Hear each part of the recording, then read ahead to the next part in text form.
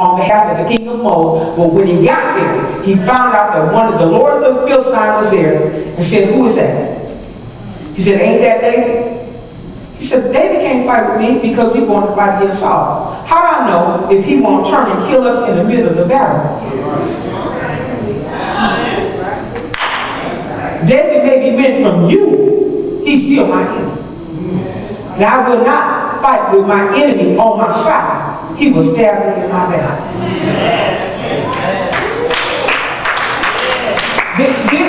This Bible is so intertwined, I don't understand why people got a problem talking about God don't make a way for you to escape. And so the only thing that the king of Assyria could come up is he names his enemy, that he must hire some Tishites. Nobody hired Tishites, honey. Do y'all know who the Tishites were? They was a versus every tribe. They was a black tribe. They killed anything for any amount of money. You didn't hire a Tishite unless you wanted assassins. Because they were so good at it. Like in World War I or World War II, one of our greatest allies was the Turkish people. The Turkish people were one of our greatest allies because they're very skilled at one-on-one, hand-to-hand combat. And one of their greatest tools was wires. They would creep up on their enemies while they were asleep and take their head off with a piece of wire. The Hittites was like that.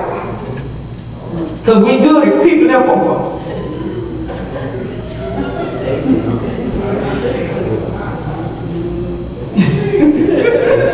Y'all so safe. Look at y'all. You looking right back at you. You ain't that safe. Come up because before the Lord got hold of y'all, some of y'all was a hot mess. You was sitting in the bushes waiting on people. Using your cousin's car, cooking him. Nobody didn't know you was trailing him. Then you sit in church. What do you think you say when you say I'm saved? It means haven't been delivered from something. Some of y'all still roll by cooking out to use the car. The Hittites were mercenary tribes. That's why it's so deep when you follow the saga of David, Bathsheba, and Uriah, because Uriah was a Hittite. Y'all are really quiet. So when David sends Uriah to the front battle, and the Bible says that he was not skilled in war like everybody else, it just means he hadn't learned how to fight clean. The Hittites fought dirty. He wasn't skilled in one-on-one war where you looked at me in the face because they was used to creeping up on him. So that's how David could have been taken out without even knowing he was being set up.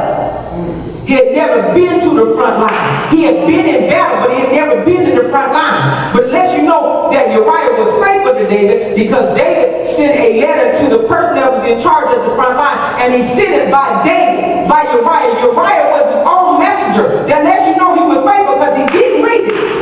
Because the letter said, make sure that he gets in the heat of the battle and that he does not come home. Y'all real quiet. Because had that boy read that letter, he would have took David out and said, King, I'm going to you. I'm out here to be dead already on your behalf. What is it you want me dead for? Trying to conceal a pregnancy. Y'all real quiet. Uriah was Bathsheba's first husband before she ever ended up marrying David. But they had already slept together. And according to custom and law back then, once you consummated, you was considered married. She was still considered bigamous at the time.